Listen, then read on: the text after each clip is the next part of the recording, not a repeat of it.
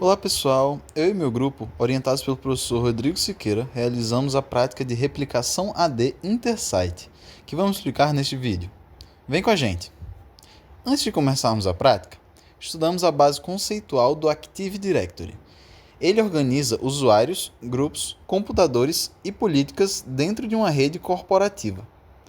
No AD, um site representa um agrupamento de computadores e controladores de domínio, conectados por uma rede de alta velocidade e baixa latência, geralmente correspondendo a uma rede local ou rede LAN.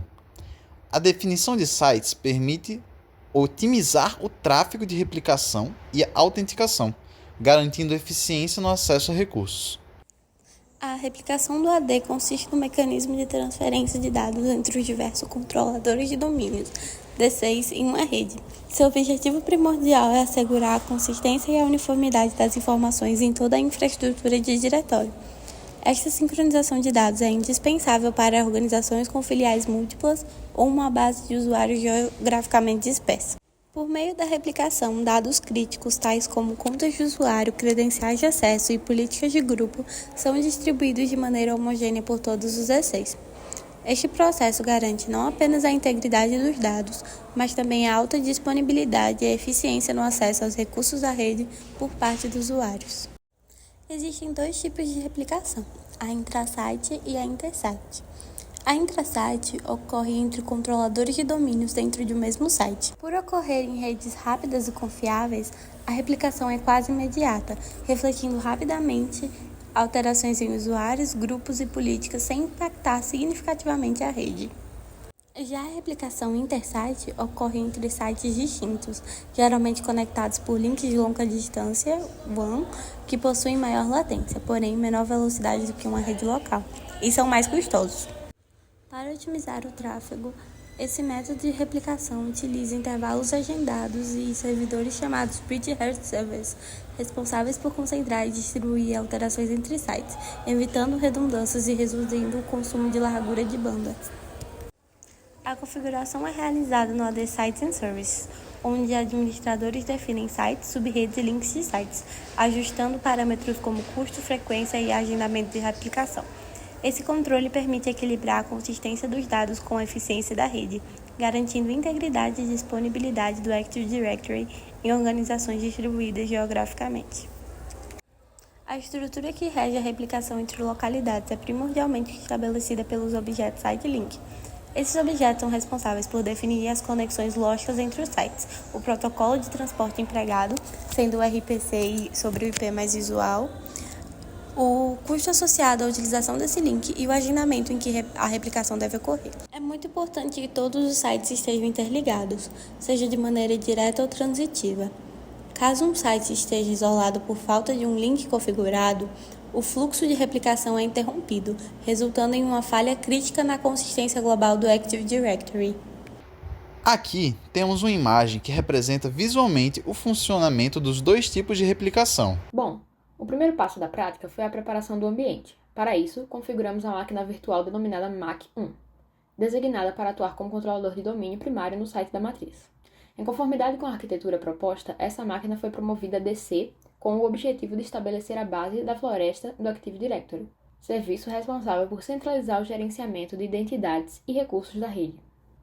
Conforme ilustrado na figura, foi selecionada a opção Adicionar uma nova floresta, definindo-se o nome do domínio raiz como sistema.local. Essa configuração resultou na criação do domínio principal, que servirá como uma estrutura fundamental para os processos de replicação intersite.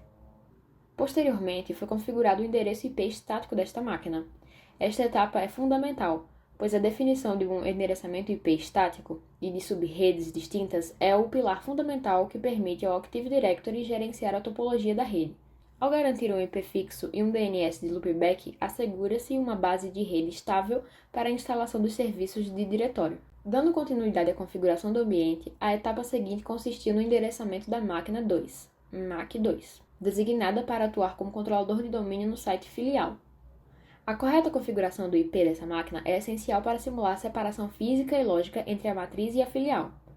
Foi atribuído o endereço IP estático pertencente à segunda subrede, assegurando que a MAC2 opere em uma rede distinta, daquela utilizada pela máquina 1, MAC 1. Em seguida, adicionamos a MAC 2 no domínio sistema.local da MAC 1, para poder colocá-la como controlador de domínio, ação que estabeleceu a MAC 2 como DC secundário no site da filial, habilitando-a para participar do processo de replicação intersite com a MAC 1. O passo seguinte foi configurar uma terceira máquina para que ela servisse de roteador. Um dispositivo de roteamento é fundamental para viabilizar a comunicação entre as duas sub-redes distintas, que representam, respectivamente, a matriz e a filial. Instalamos a função remota, access e o serviço de hold. Após a instalação do role, o passo seguinte consistiu em ativar e configurar o serviço de roteamento. O objetivo dessa etapa foi transformar o servidor em um dispositivo capaz de encaminhar pacotes entre as redes. Para realizar essa configuração, foi aberto o console, roteamento e acesso remoto, onde se iniciou o assistente de configuração clicando-se com o botão direito sobre o nome do servidor. Por fim, verificamos as interfaces de rede do roteador por meio do console roteamento e acesso remoto, confirmando que ambas as interfaces de rede encontram-se ativas e devidamente associadas aos endereços de IP, confirmando que o servidor roteador está plenamente preparado para interligar as duas sub-redes do projeto. Após a configuração das interfaces de rede e a ativação do serviço de roteamento, tornou-se essencial validar a conectividade entre as duas sub-redes criadas, matriz e filial. O teste de comunicação representa uma etapa crucial para garantir que a infraestrutura de rede esteja plenamente operacional antes de prosseguir com a configuração de serviços dependentes, como a replicação do Active Directory. Para essa validação foi utilizado o comando ping, o qual verifica a conectividade básica entre dois hosts na rede. Inicialmente, realizou-se um teste a partir da máquina MASH 2, filial, em direção à máquina MASH 1, matriz. A execução do comando ping foi bem sucedida, apresentando respostas recebidas sem perda de pacotes, o que confirma a comunicação no sentido filial-matriz. O teste também foi realizado no sentido inverso, com o comando ping também sendo bem sucedido. O êxito em ambos os testes comprova que o servidor roteador está encaminhando corretamente o tráfego entre as duas sub-redes, assegurando a comunicação estável e bidirecional entre a matriz e a filial. Essa conectividade valida a base necessária para a futura replicação intersite do Active Directory. Com a conclusão do teste de comunicação, a equipe confirmou o êxito na instalação e configuração de todos os componentes da infraestrutura base do projeto, incluindo controladores de domínio na matriz e filial, serviço de roteamento interredes do roteador, conectividade da camada 3 IP bidirecional entre os sites. Agora vamos apresentar como organizamos nosso projeto de replicação AD Intersite utilizando a ferramenta de gerenciamento do Trello. Essa ferramenta foi essencial para o trabalho, porque, a partir dela, estruturamos todas as etapas, definimos responsabilidades, prazos e acompanhamos o progresso do time. Nosso quadro foi dividido em colunas que representam as etapas principais do projeto: pesquisa, relatório 1, preparar ambiente, teste, replicações e falha e relatório final. Essa organização ajudou o grupo a visualizar o fluxo do trabalho de forma clara, acompanhando desde a fase inicial até a finalização. Nessas colunas, colocamos cartões com as tarefas que precisávamos realizar naquela etapa, o prazo daquela tarefa e os integrantes do grupo que iriam realizá-la. Os cartões estão listados por ordem de prioridade e possuem checklist para que possamos visualizar quais tarefas já foram feitas e quais ainda faltam. Na etapa de pesquisa, por exemplo, colocamos as tarefas: pesquisar sobre os projetos de replicação intersite e pesquisar conceitos importantes para melhorar o entendimento da atividade, que foram divididas entre todos os integrantes.